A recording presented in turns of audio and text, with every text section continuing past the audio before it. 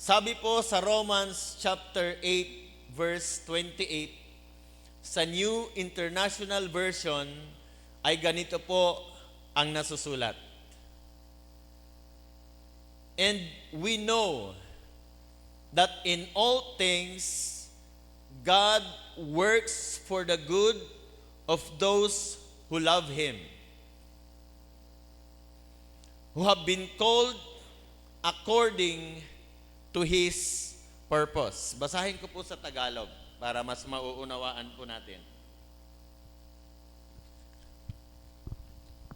Sabi po dito, Roma 8 verse 28, alam nating lahat ng bagay ay gumagawa ang Diyos para sa mabuti kasama ang mga nagmamahal sa Kanya, silang mga tinawag ayon sa Kanyang layunin.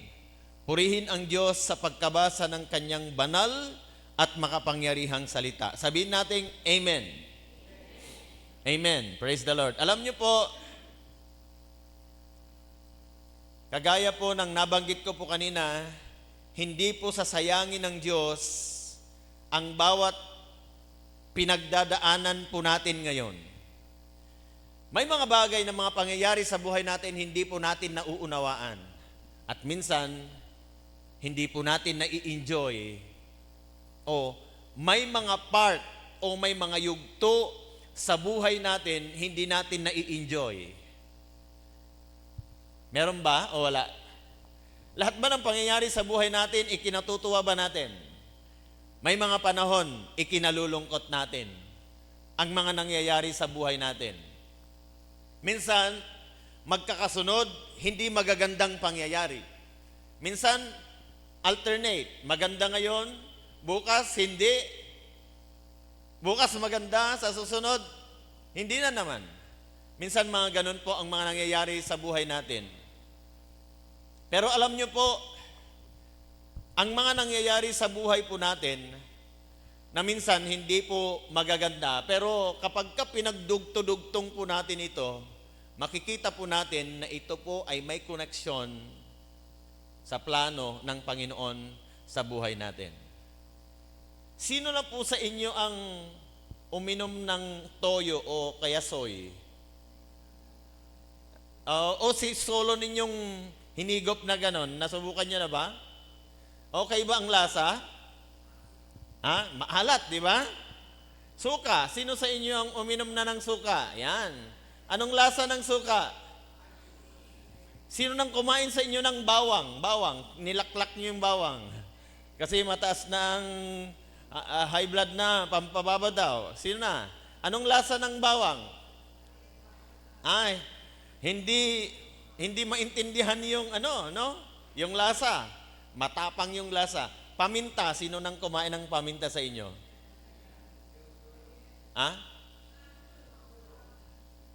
Pero alam nyo, mga kapatid, itong binabanggit kong Ricardo, pag pinagsama-sama ninyo ito at may kasamang karne, ang labas niya, adobo.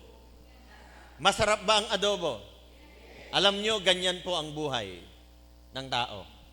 Minsan, yung paisa-isa na yon parang soy. Minsan, parang bawang yon. Minsan, parang suka. Minsan, parang paminta. Pero pag ito pala ay pinaghalo-halo at inilagay sa karne, ang sarap ng ulam. Alam nyo, ganyan minsan ang ginagawa ni Lord sa mga buhay po natin. Diba sa mga kagaya ng mga damit natin na ganito, diba sa yung right side niya maganda, pero pag binaliktad mo, may mga tahi-tahi doon. Minsan mga ganyan po ang buhay ng isang tao. Bago magiging maganda, yung kanyang itsura, parang pangit muna.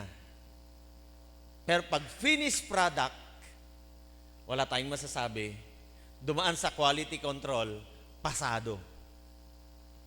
Alam niyo po, maraming mga tao ang ganyan ang pinagdadaanan ngayon.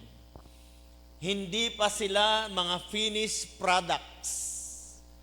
Kaya minsan, Sabi ko nga, hindi magaganda yung mga nangyayari sa buhay natin, pero hindi natin alam, on the process tayo sa napakagandang plano ni Lord sa ating pong mga buhay.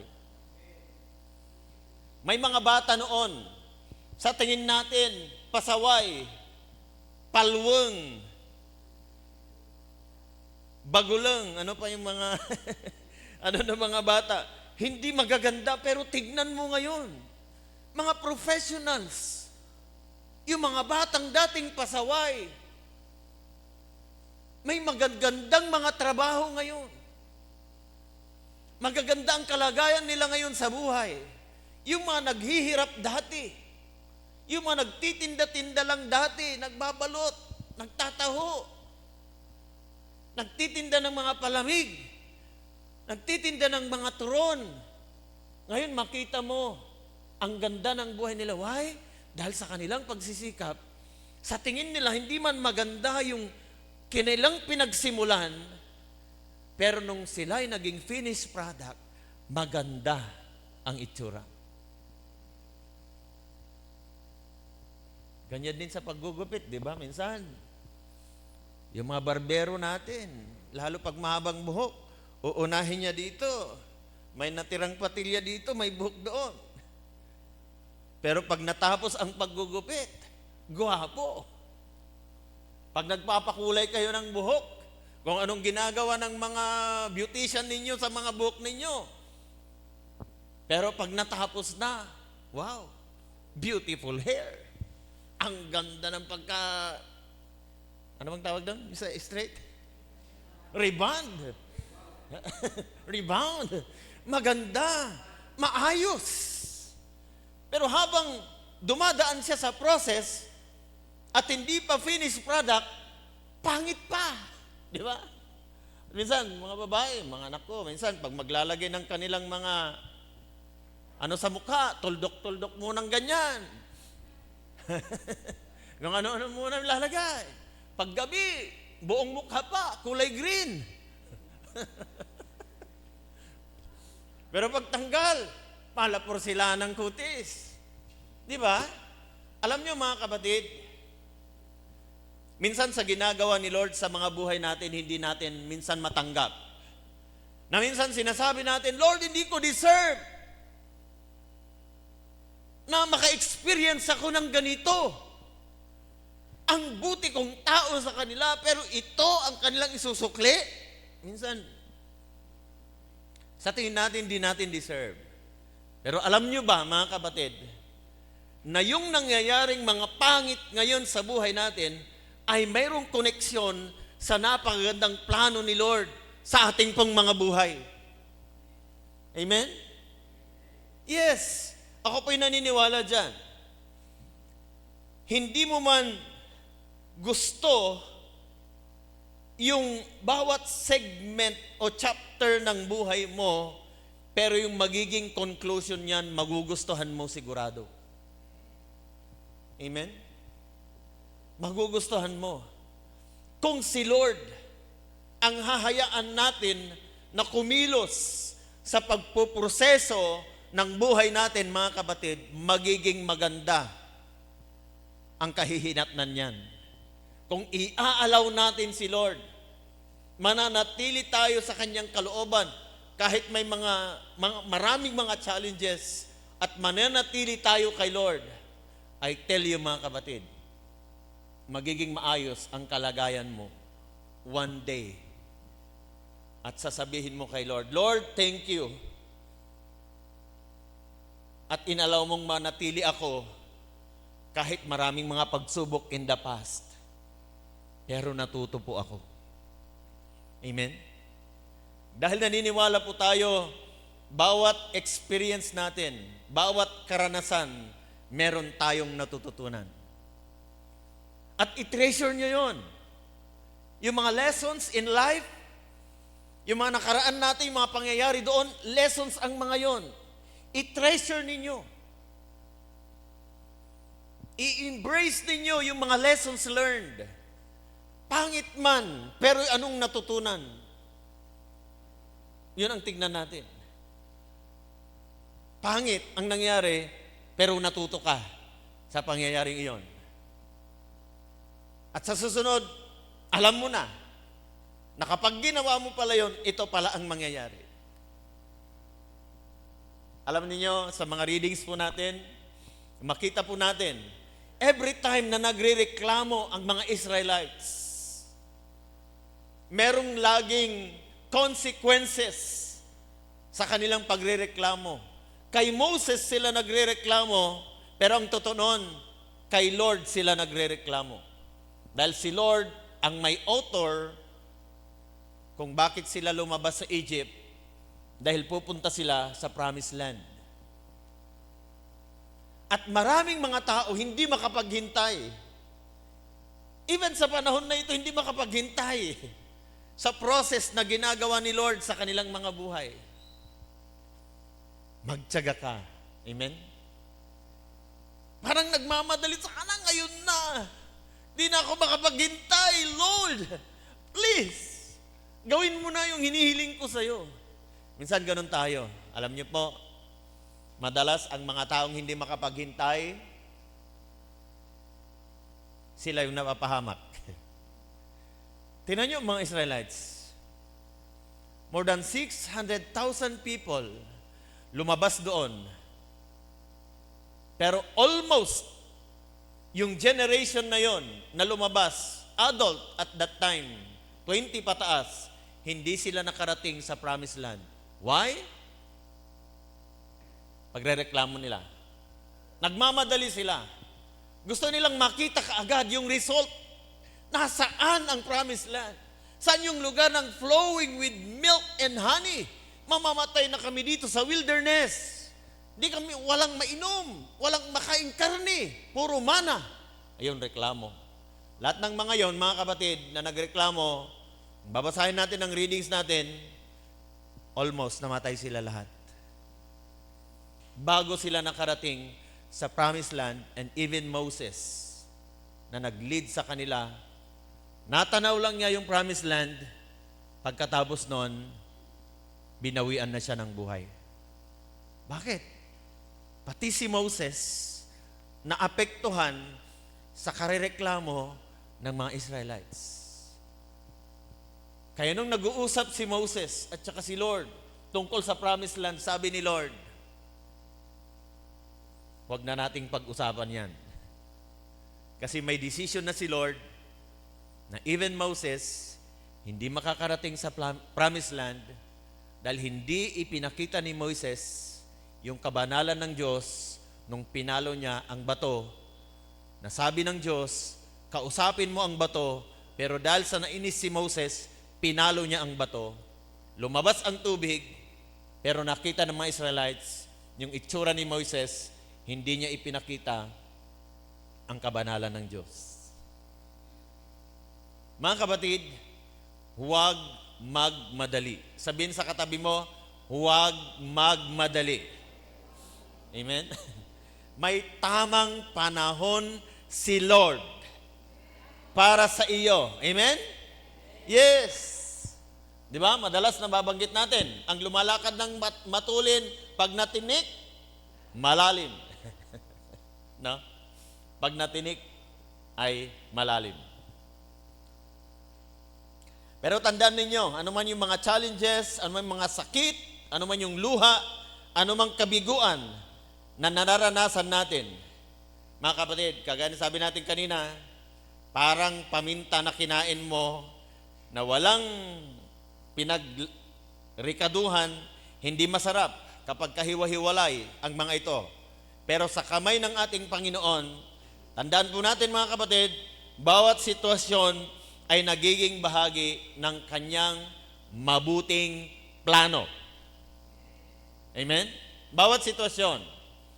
Basta alam mo, nasa lugar ka kung saan ka inilagay ni Lord, anumang mangyari dyan, at anumang iaalaw ni Lord na mangyari dyan, ito ang tandaan natin, para ito sa ating ikabubuti.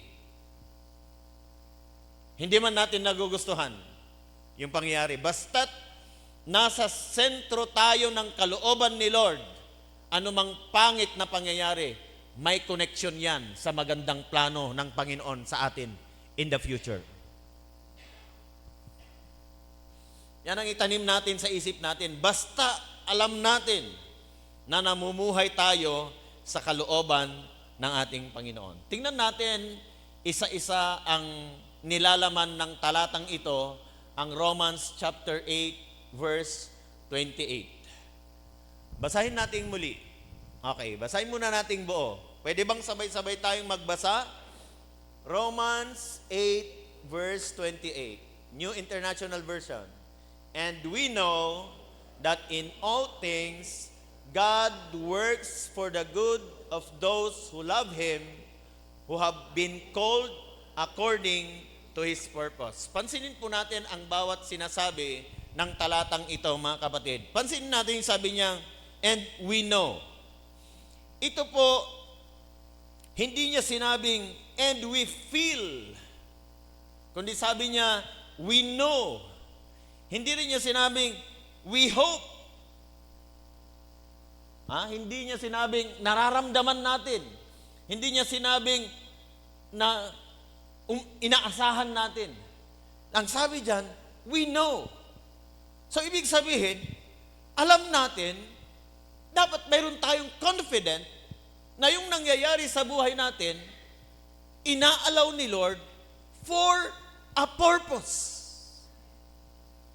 May plano si Lord. Kaya nga, kapag ka may mga pangyayari sa buhay natin, may purpose si Lord. Mas maganda na kapag ka may nangyayari sa buhay mo, ang sabi ng kasama mo, may plano si Lord.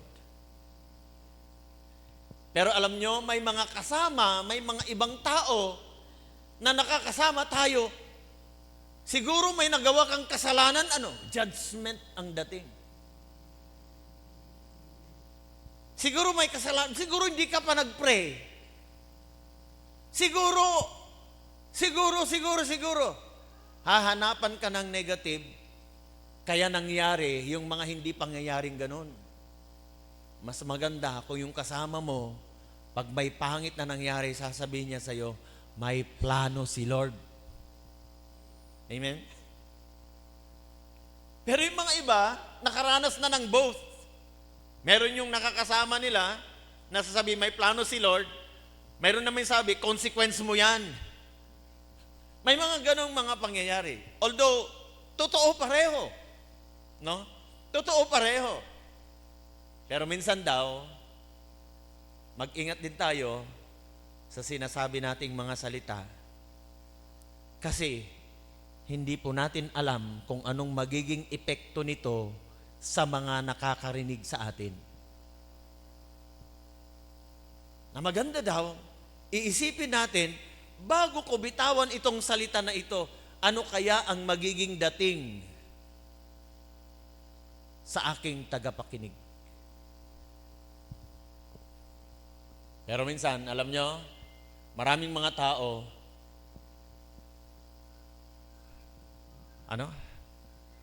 salita ng salita, hindi niya iniisip ano ang magiging dating nito kapag narinig ng ibang tao.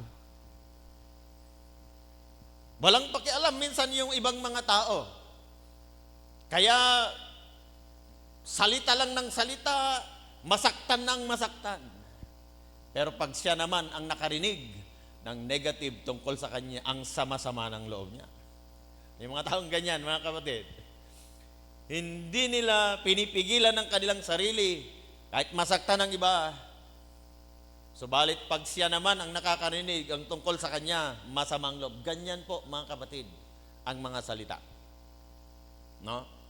Kaya bawat isa sa atin, we know, dapat mayroon tayong confidence.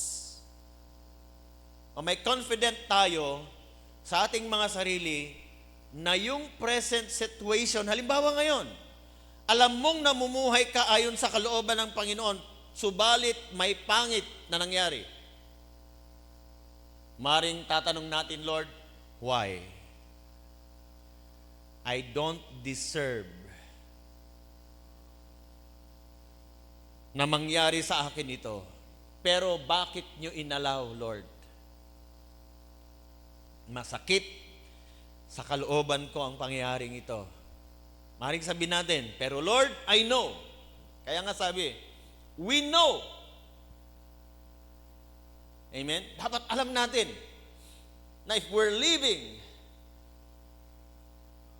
sa kalooban ng ating Panginoon, alam natin, may plano siya, bakit niya inaalaw ito. Amen?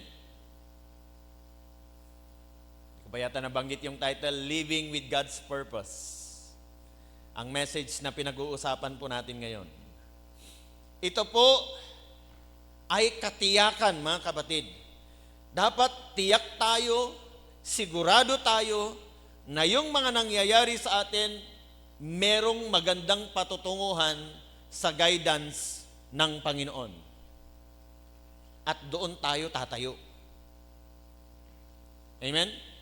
Sa kalooban ng ating Panginoon. Minsan, sa mga pangyayari po sa buhay natin, hindi natin feel ang presence ni God. Lord, kasi minsan, ang pagkakilala natin kay Lord, laging maganda dapat ang sitwasyon. Laging maganda kasi God siya eh. Holy siya. Pero alam nyo, na nabasa ko sa mga pagbabasa natin sa readings natin, di ba mayroong isang Israelita, isang leader ng Israelites, na nung meron silang sinakop na isang lugar, napalapit sila sa Midian yata yon. Nagalit ang Panginoon kasi yung mga Israelites, relasyon sila sa mga babaeng Midianita. At nagalit ang Panginoon, pinapatay lahat ang mga leader na yon. May isang leader, hindi niya alam nangyari, meron siyang dinalang isang babae, na Midianites din yata yun, yung babae na dinala niya sa tolda niya. Merong isang nakakitang Libita sa ginawa niya, pinasok niya yung tolda na yon, sinaksak niya yung dalawa, pinatay. Kumatandaan niyo yung readings na yon, nawala ang galit ng Diyos dahil sa patayan nangyari. Dahil kinagagalit niya, yung pakikipagkaroon ng relasyon ng mga Israelites sa ibang mga lahi. Pero patayan yung nangyari, pero nalugod ang Diyos doon. Minsan, mga kapatid, may mga inaalaw si Lord na mangyari sa buhay natin para mangyari ang kanyang purpose. At sometimes, yung mga ayaw ni Lord na nangyayari sa buhay natin, kahit alam niyang masaktan tayo, inaalaw niya na mahadlangan ang mga bagay na ito para matigil ang kanyang galit. At yan minsan ang mga nakakalungkot na part ng mga buhay po natin. Kaya minsan, sa mga pangyayari sa buhay natin, may mga times, may mga taong hindi nila feel ang presence ni God. Pero ang katotohanan, ang Diyos ay nandyan lang. Amen? Hindi mo man ramdam ang presence ni Lord minsan. Pero itong tandaan natin, God is always there. Nandyan lagi si Lord. Nakikita ka niya. Nakikita niya ang bawat sitwasyon ng ating pong mga buhay. Ang faith po, mga kapatid, ay hindi po nakabase sa nararamdaman natin. Naniniwala ako sa Diyos pero hindi ko siya nararamdaman. Kahit hindi mo nararamdaman ng Diyos, minsan, nandyan pa rin siya sa iyong tabi. Amen? Nandyan pa rin sa tabi mo si Lord. Kasi si Lord, tandaan po natin, pangit man o maganda ang mga nangyayari sa buhay natin, siya ay Diyos at Diyos pa rin. Amen? Nasasagot man yung prayers natin ngayon o hindi, tandaan natin mga kapatid, ang Diyos ay Diyos pa rin. Hindi dahil sa hindi niya sinasagot ang prayer mo, hindi na siya Diyos. No. Hindi dahil sa hindi pa natutugunan yung kahilingan mo ngayon, ay binabaliwala ka na ng Diyos. Hindi ganon ang Diyos, mga kapatid. May mga times ay sinusubok ka rin ni Lord na kung hindi pa ba natutugunan ang prayer mo, ilang taon nang nakakalipas, ay mananatili ka pa rin ba sa Kanya? Kaya ang pananampalataya hindi nakabase sa nararamdaman ng isang tao. Ito po yung nakabase sa kapangyarihan o kakayanan ng ating Diyos. Na sa bawat situation na nangyayari sa buhay natin, alam natin na mayroon siyang magagawa. Amen? Yes. Pwede bang isigaw natin, may magagawa ang Diyos? Amen. Yes, thank you Lord. Pangalawa, nakataga dito sa verse na ito, sabi niya, all things. Yung una kanina, we know, not all things. So, ibig sabihin, mga kapatid, all things. And we know that all things, lahat daw, pansinin natin ang salitang ito, all things. Pwede bang sabihin natin, all things? Lahat ng bagay, ibig sabihin. Hindi sinabing some things o ilang bagay. Hindi niya sinabing good things only o mabuting bagay lang. Kundi sabi dito, all things. Lahat ng bagay. Amen? So, kasama dito, mga kapatid, kasama dito, yung mga pagdurusa na nararanasan natin, kasama dito, yung manararanasan nating pagkaantala o pagka-delay ng ating mga hinihintay. Alam nyo, kung tutuusin, kung sa Diyos natin i-level, alam nyo, kay Lord, tanda natin to, walang delay kay Lord. Laging on time. Amen? Kung kailan niya ito ibibigay sa iyo, yun yung tamang time ni Lord. Kung di pa niya binibigay sa iyo ngayon, maring hindi pa ito yung time. Amen? Yes. Maring hindi pa ito yung time. Kasi minsan, tayo gusto na natin now. Pero maaring yung timeline ni Lord, hindi pa now. Kagaya ng mga Israelites. Sa paglalakbay nila sa wilderness, hinayaan ni Lord na maglakbay sila doon hanggang makarating sila sa promised land. Ang timeline ni Lord para sila'y matuto, 40 years. 40 years. Ang timeline ni Lord. Ang purpose, para matrain mabuti sa pakikipaglaban ng mga Israelites, matuto silang magtiyaga, matuto silang sumunod kay Lord, matuto silang makontento sa araw-araw na ibinibigay ni Lord sa kanila na provision ng pagkain. Yun ang isang itinuro ni Lord, o maraming itinuro si Lord sa kanila, sa kanilang paglalakbay sa wilderness. Kasi yung pupuntahan nilang lugar, maraming temptation doon. Temptation ng kayamanan. Of course, may mga properties sila doon, di nila kailangang bilhin. Kailangan lang nilang makipaglaban para makuha nila yung kanilang mamanahin na mga lupain sa lugar na yon. So, kailangan nilang gawin itong mga ito. Tandaan natin, kay Lord, walang delay. Minsan, itong all things na ito, kasama dyan ang mga failures natin o mga kabiguan na inaalaw ni Lord na mga mangyayari sa buhay natin. Minsan, itong all things na ito, kasama yung pagkawala. May nawala sa buhay natin, may mga nagkaroon, minsan kasama yan sa plano ni Lord sa ating pong mga buhay. Minsan, God allow even mistakes para tayo matuto sa buhay na ito.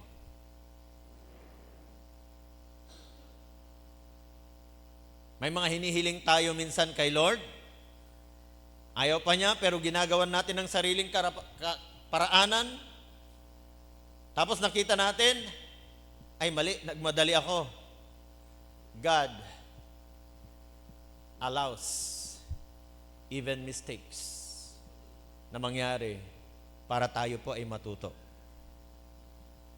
Pero itong tandaan natin, mga kapatid, ang matured na Kristiyano ay natututong tanggapin na hindi lahat, makinig kayo, hindi lahat ng nangyayari sa ibabaw ng mundong ito ay mabuti. May mga pangyayari na inaalaw si Lord sa tingin natin hindi mabuti. Pero ito'y para sa ikabubuti. Ang pagkamatay ni Jesus Christ sa krus, kung titignan natin, hindi mabuti. Naipako ang bugtong na anak ng Diyos sa krus. Hindi mabuti na siya ibugbugin. Hindi mabuti na siya ikoronahan ng tinik.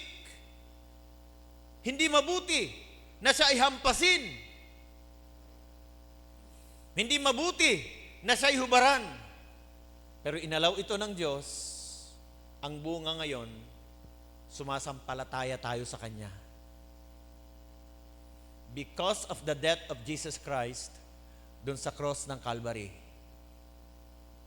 Hindi mabuti yung nangyari, pero nakakabuti ngayon sa atin. Kasi ang purpose nun, para tayong lahat ay matubos sa lahat ng ating mga kasalanan. Kaya kailangang mayroong hindi magandang pangyayari para maganap ang magandang pangyayari. Kagaya ng pagsampalataya natin kay Lord ngayon, kay Jesus. Nang dahil dito, hindi na tayo mapaparusahan sa apoy ng impyerno, kundi tayo ay magtataglay ng buhay na walang hanggan. Through our faith kay Jesus Christ, mga kapatid. Amen? Yes. Lahat ng mga hindi magagandang pangyayari sa buhay natin, tandaan po natin, mga kapatid, ang Diyos ay mabuti pa rin. Amen? Kung meron man mga pangit na nangyayari sa buhay natin, hindi ito ibig sabihin na hindi na mabuti si Lord. Mabuti pa rin si Lord. Kahit may mga hindi magagandang pangyayari sa buhay natin. Minsan hindi mo lang nararanasan. Pero ipaparanas din niya sa iyo ito.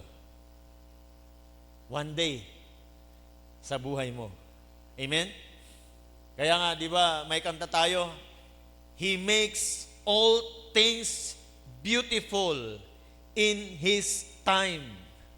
Amen? Amen?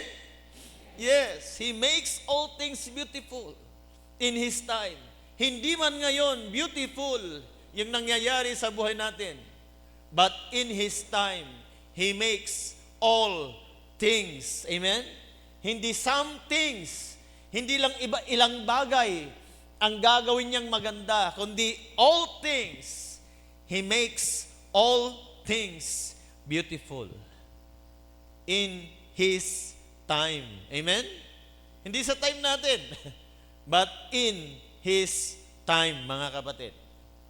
Kaya yung mga pain, mga sakit, mga pagdurusa, mga pagka-delay sa tingin natin, mga kabiguan natin, pagkawala, pagkakaroon, and even mistakes, God makes all things beautiful in His time.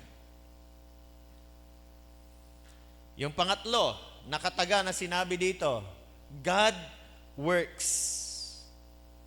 Ito yung, kung titignan natin yung mga pangyayari, series na mga pangyayari sa buhay natin, kung makita po natin, Hindi ko alam kung kaya niyong matrace yung mga iba't ibang mga pangyayari sa buhay po ninyo o buhay po natin. Nangyari ito sa akin noon. Pagkatapos nangyari ito, tapos ito na naman. Ngayon, itong nangyayari. Ano na naman kaya bukas ang mangyayari sa akin? Kung pagdudugtudugtungin ninyo ang mga pangyayaring ito, mga kapatid,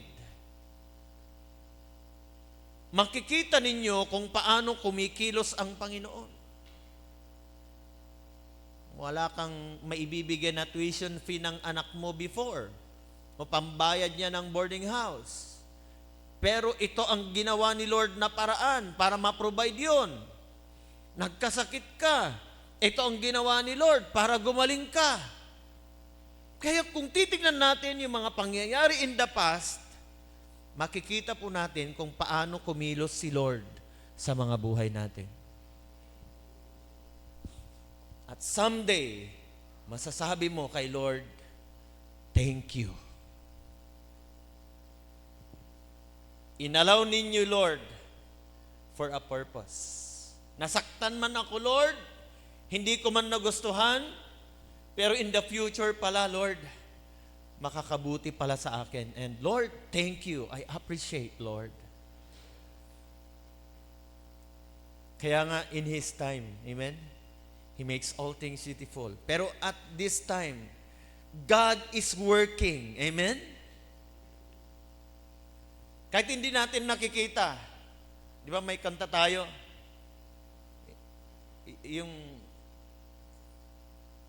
Basta yun yung work, nag-work si Lord. Amen? Na kahit hindi natin nakikita, na nagtatrabaho si Lord, pero mararamdaman natin. At yung result, doon natin makikita, kumilos pala si Lord. Nandun pala si Lord. Akala ko wala siya situation ko na yun, si Lord noon, pero nandun pala siya. He is working. Amen? God is working sa buhay ng bawat isa sa atin. Sabi ko nga, kahit hindi mo mararamdaman, He is working. Amen?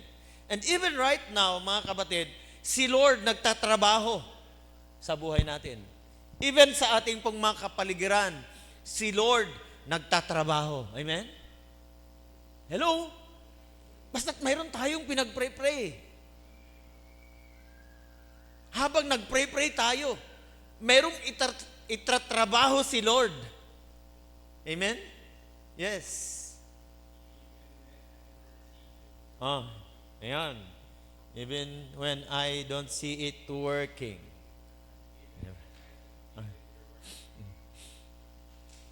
Nagtatrabaho si Lord. Kahit di natin nakikita, kahit di natin nararamdaman, He is working sa buhay natin. Amen? He is working. Nagtatrabaho siya. Even right now, nakaupo ka dyan. Kung meron kang pinag-pray kanina, may tinatrabaho si Lord. Mga angels natin, busy. Hanggat meron kang hinihiling, hanggat meron kang pinag-pray, merong ikino-communicate ang mga angels natin kay God. Sabi nila, God, humiling na naman si Archie ng ganito. Humiling na naman si Lovely. Humingi na naman si Intong. Humingi na naman si Noel. Ito ang kahilingan nila, ito ang kahilingan. Because angels are God's messengers. Amen? Sila yung message kay God. Bababa sila, magbigay ng message sa atin. Of course, sa pagkilos ng banal na espiritu, mga kapatid. Kaya anuman yung mga magaganda man o nagugustuhan man natin o hindi ang mga nangyayari sa buhay natin, I believe na kung tayo ay mga taong tinawag ni Lord, God is working. Series na mga pangyayari sa buhay natin. At pagdating ng time, makikita natin, maganda. Kasi dumaan ka sa tamang proseso. Amen? Kaya ilagay lang natin lagi ang sarili o buhay natin sa kalooban ni Lord at siya ang bahalang huhubog sa ating kinabukasan. Amen? Tandaan natin, mga kapatid, hindi agad mabubuti o mabuti ang mga nangyayari sa buhay natin. Pero bawat pangyayari, tandaan natin, ay may koneksyon sa magandang plano ng Diyos sa ating pong mga buhay. Amen?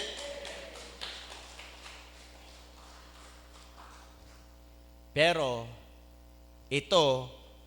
itong mga magagandang bagay na ito ay mangyayari para sa mga taong tinawag niya. Amen? Ang tanong, kung tayong lahat ay tinawag ba ng Diyos, magaganda ba lahat ang patutunguhan natin? Yes, ako po'y naniniwala. Basta't mananatili lang tayo sa kalooban ng Panginoon, mga kapatid, meron tayong magandang mararating. Sino mahilig maggawa ng puzzle sa inyo? Puzzle. Yung mga pira-piraso ng mga papel na ganon. Di ba kapag sa unang tingin mo, pag kalat-kalat ito, pangit tignan. Pero pag nabuo na, makikita mo may ang ganda palang tanawin doon. Ang gandang view. Ang gandang nature. Pero kapag kahiwa-hiwalay pa ito at hindi mo pa nagagawa na pagdugto-dugtong yung mga puzzles, pangit pang tignan at minsan nakakainis buuin. Lalo na kung thousands pieces of puzzles. Mahirap gawin. Pero pag nagtiyaga ka na gawin yon, doon mo makikita yung beauty ng image ng nasa puzzle na yun.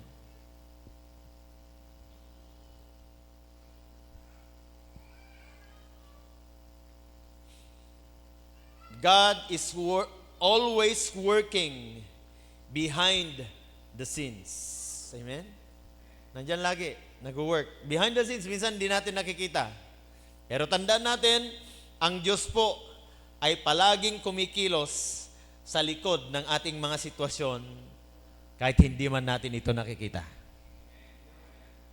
Yes. Hindi man natin nakikita. But God is working. Nagtatrabaho si Lord.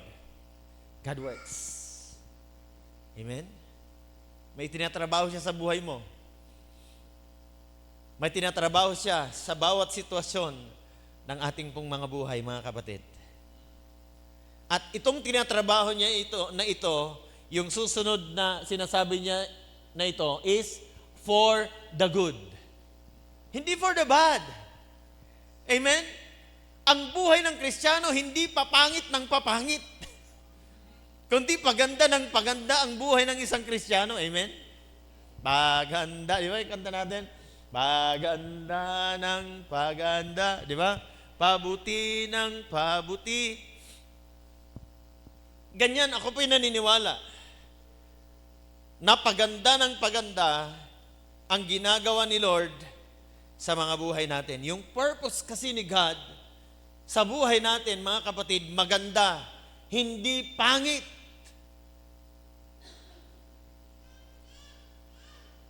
Kaya kung tayo naging Christian at sa tingin mo,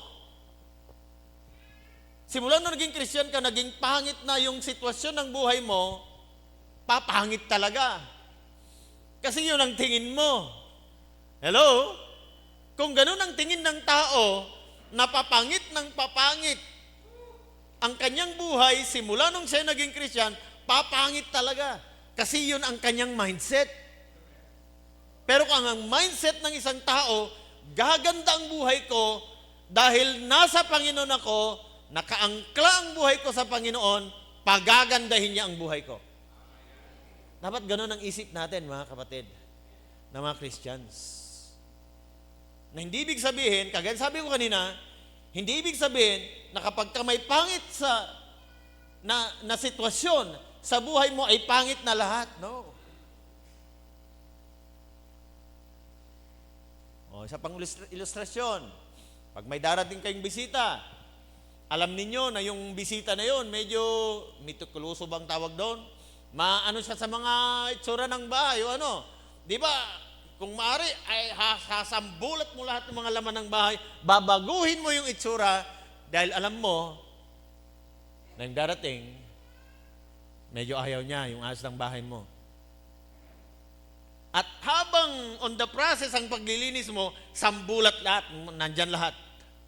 Pero pag naayos na, maganda ulit ang itsura. Ganyan, mga kapatid. ang mga nangyayari sa buhay natin. Minsan may mga panahon talaga na halos babalik ta rin ni Lord ang mundo ng buhay natin at hindi natin nagugustuhan. Dahil pero meron din siyang gustong isagawa sa buhay natin. Amen? Yes, mga kapatid. At yung process na yon, minsan, hindi maganda. Kasi parang baliktad ng mundo natin, parang ang layo-layo na ni Lord, parang di niya pinapakinggan ang mga prayers natin. Pero God is still there. Amen? Tandaan natin, ano man inaalaw ni Lord na mangyari sa buhay natin, lagi itong sa ikabubuti dahil ito ay papunta sa napakagandang plano niya sa buhay natin. Amen? For the good, mga kapatid, ang nabanggit sa salitang ito, hindi sinabing for the comfort.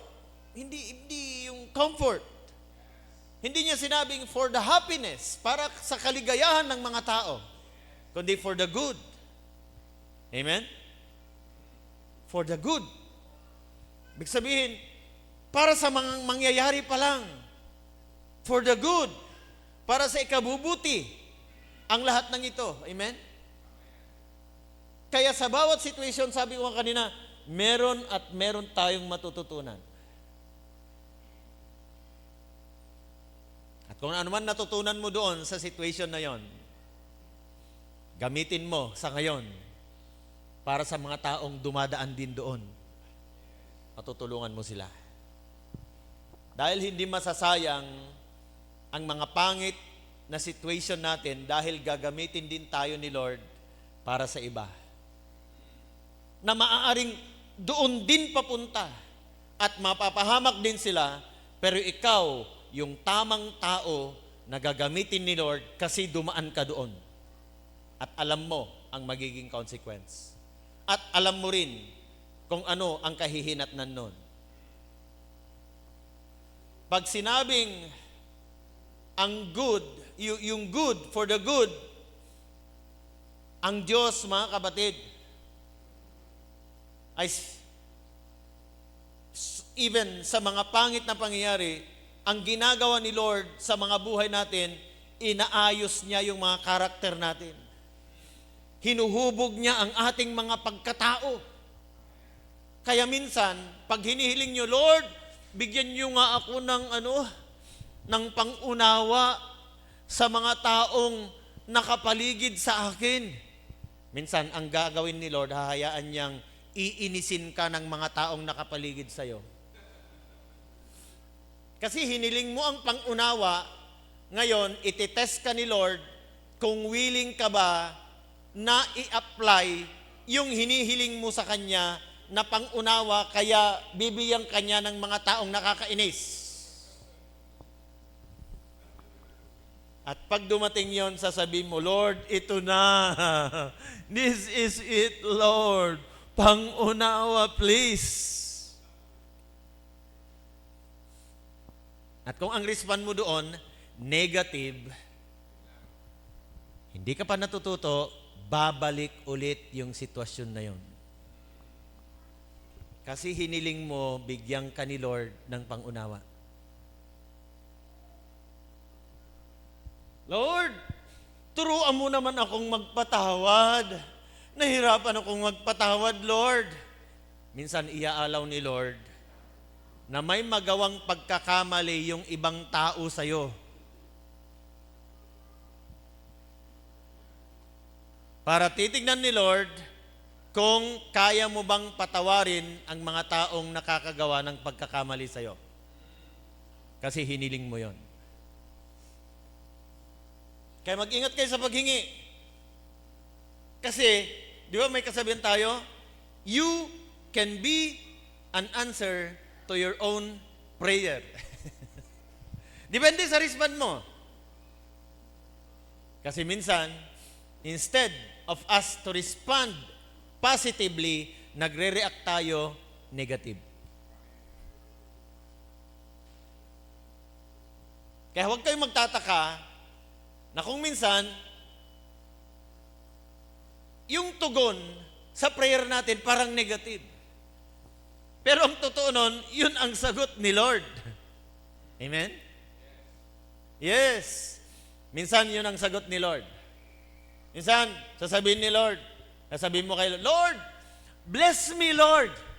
Please, Lord, bless me. Marami po akong need ngayon.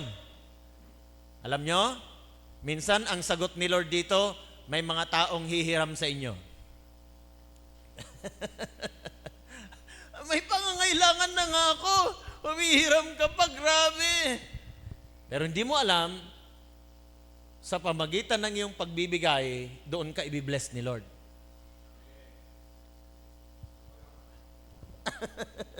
Amen. Parang si Archie lang audience ko dito ah. Parang si Archie lang kausap ko ah. Hindi bawal mag-amen. Amen? Yes. Hindi pa bawal. So, kaya sa mga prayers natin, mga kapatid, minsan, ang sagot ni Lord, parang sa tingin natin negative, but it is for the good. Amen? Para sa ikabubuti mo ito. Character formation, ang minsan ginagawa ni Lord sa atin, pero para ma-form ang ating mga character, may mga taong nakakainis sa paligid natin. Amen? Kasi inaayos ni Lord kung paano ka mag-respond sa mga taong nakakainis. At minsan, asawa mo ang ginagamit ni Lord para matuto kang umunawa. Amen? Kasi kung asawa mo nga mismo, hindi mo maunawaan, paano mo pa maunawaan yung ibang tao? Di ba? Kapamilya mo na nga mismo, hindi mo maunawaan, paano maunawaan ibang tao nga naman? Di ba? Kaya, minsan, inaalaw din ni Lord yung mga tinatrabaho niya para sa ikabubuti natin, para tayo ay magkaroon ng spiritual maturity.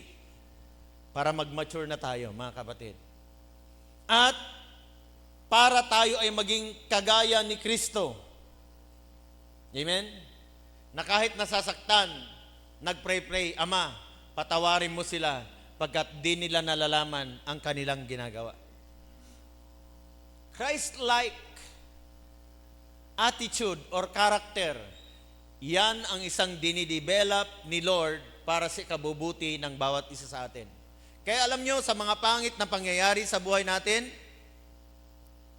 inaalaw ni Lord yan para sa ikabubuti. Ano yung kabubuti? Yung character mo.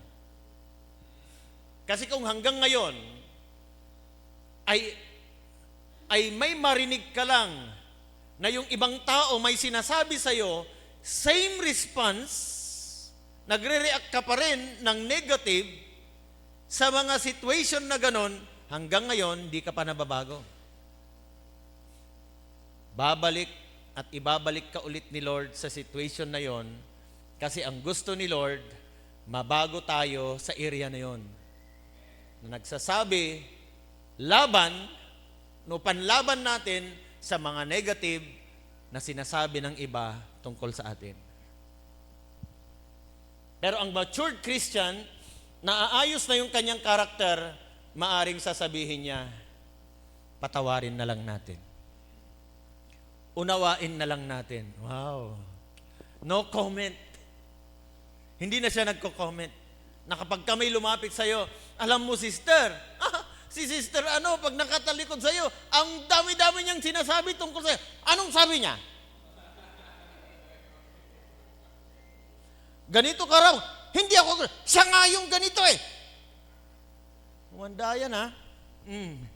Message niya. Public pa. Minsan nilagay pa niya sa thought niya for the day. Yun ang laman. Mag-iisip ngayon makakabasa, ano kayang problema nitong taong ito? Sino kaya ang pinapatamaan niya din sa thought niya na ito?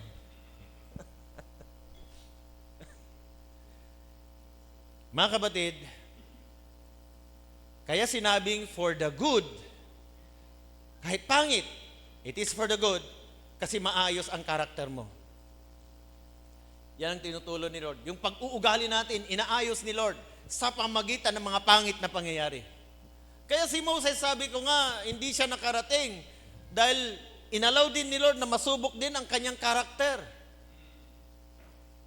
Na sinabi ni Lord, habang iniinis siya ng mga matitigas ang ulo ng mga tao, Moses, sabi niya, kausapin mo ang bato. Pero dahil sa kanyang inis, nandito ang tubig. Pinalo niya ngayon. Di ba, minsan, kapag kinakausap mo pa yung tao, napipigilan mo pa yung sarili mo. Pero pag namamalo ka na at nagpaparusa ka na, medyo hindi na controlled. Bad emotion na ang lalabas kapag ka ganon. Pero mga kapatid, sabi ko nga po, pag dumadating mga pangit na pangyayari sa buhay natin, for the good yan, kasi inaayos ni Lord ang karakter natin, mga pag-uugali natin. Tingnan mo ang katabi mo, maayos na bang ugali ng katabi mo? Ugali natin, yung ugali, hello. Yung nasa harap nyo, okay ba ang ugali?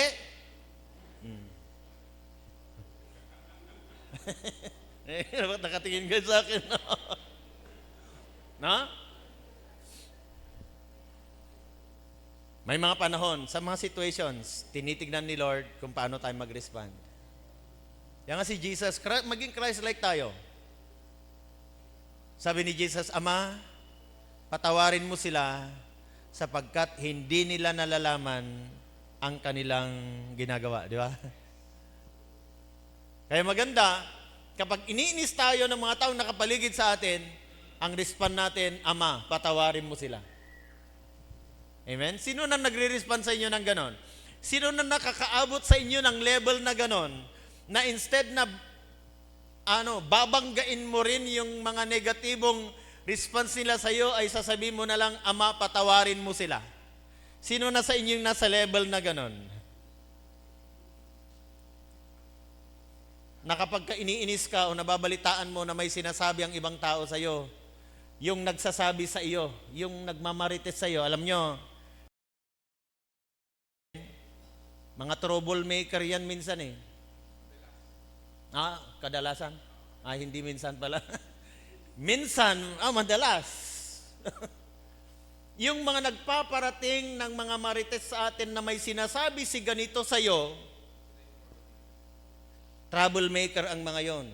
Troublemaker. Gusto ka nilang pag-awayin. At pag nag-aaway na kayo, masaya siya. Success! Yes, napag-away ko sila. Ang galing ng ministry ko. Troublemaker ministry.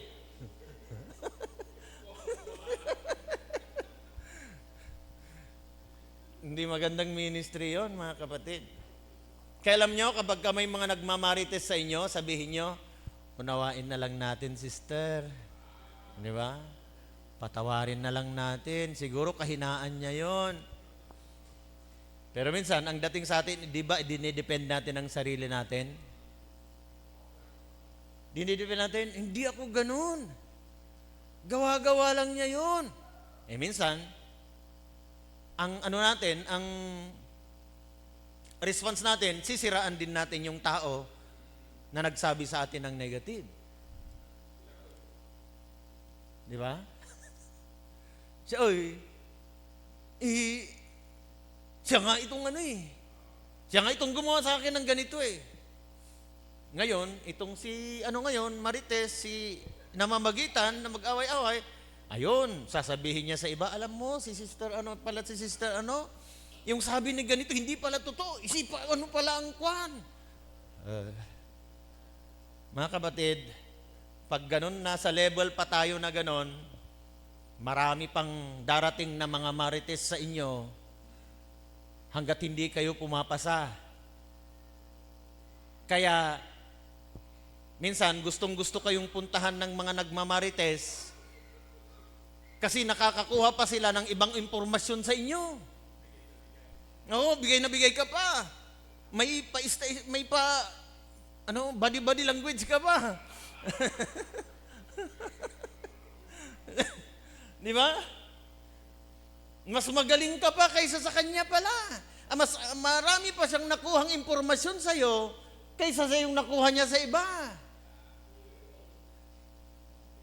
Kaya tuloy, nalilibalan ang ibang mga born again Christian, no? Sana naman wag ganon. Kaya nga daw sabi ng, di ba sabi ni Paul, I die every day. Araw-araw namamatay ako. Kasi pag sarili natin, ang iiral, magre-respond talaga tayo ng negative sa mga naninira sa atin. Pero pag mamatay itong sarili na ito, hindi na siya magre-respond. Pansinin ninyo ang patay na isang tao. Kahit mura-murahin mo, tadya-tadyakan mo yan, sabihin mo lahat ng mga negative, wala nang response. Kasi patay na. Maganda mga kapatid, mamatay ang dati nating pagkatao para hindi na tayo magre-respond dyan. Hindi na tayo makakapag-contribute sa mga impormasyon na sinasabi nila sa atin, bagkus puputulin natin. Kasi ang pinagsabihan nila, patay, hindi nagre-respond. Hanggang darating ang time, hindi na lalapit sa inyo ang mga taong marites na ito kasi hindi kayo nagre-respond. Walang kwentang kausap. Titigil na rin ang mga marites kasi at i-allow na rin ni Lord na hindi na sila pupunta sa iyo kasi natuto ka na rin. Amen? Pero hanggat hindi pa tayo natututo, marami pang mga marites ang darating sa buhay natin. Tandaan natin yan. Panglima, alam nyo, ang verse po na ito ay hindi po applicable sa lahat. Lalong-lalo na sa mga hindi tinawag ng Diyos at sa mga hindi nagmamahal sa Diyos. Pansinin niyo yung word na sinabi niya, of those who love Him. Those who love Him. So, ibig sabihin pala na yung pagkilos ng Panginoon sa ikabubuti ay yung para sa mga taong nagmamahal sa ating Panginoon. Amen? Sino sa atin dito ang nagmamahal sa Panginoon?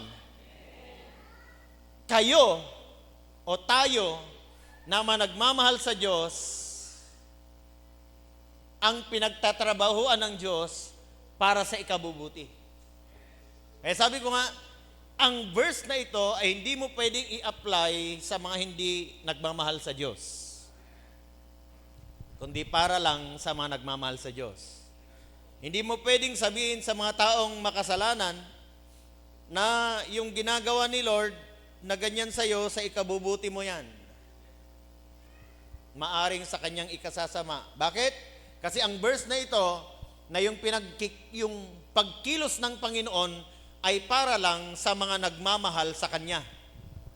Hindi sa mga hindi nagmamahal sa Kanya ang Kanyang pagkilos. Kasi hindi kailanman ia-allow ng isang tao na hindi nagmamahal sa Diyos na ang Diyos ang masunod sa kanyang buhay. Kundi ang sarili niyang kagustuhan ang gusto niyang mangyari at hindi ang kagustuhan ng ating Panginoon. So, ibig sabihin, ang verse na ito ay may kondisyon, ito ay para lang sa lahat ng mga umiibig sa atin pong Panginoon. Amen? Sino ulit nagmamahal sa ating Panginoon? Amen.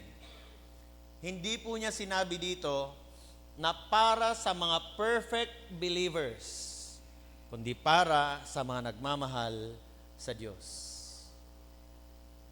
Ang pagkilos ng ating Panginoon para sa ikabubuti. Amen? And lastly, na word na sinabi po dito, yung called according to His purpose.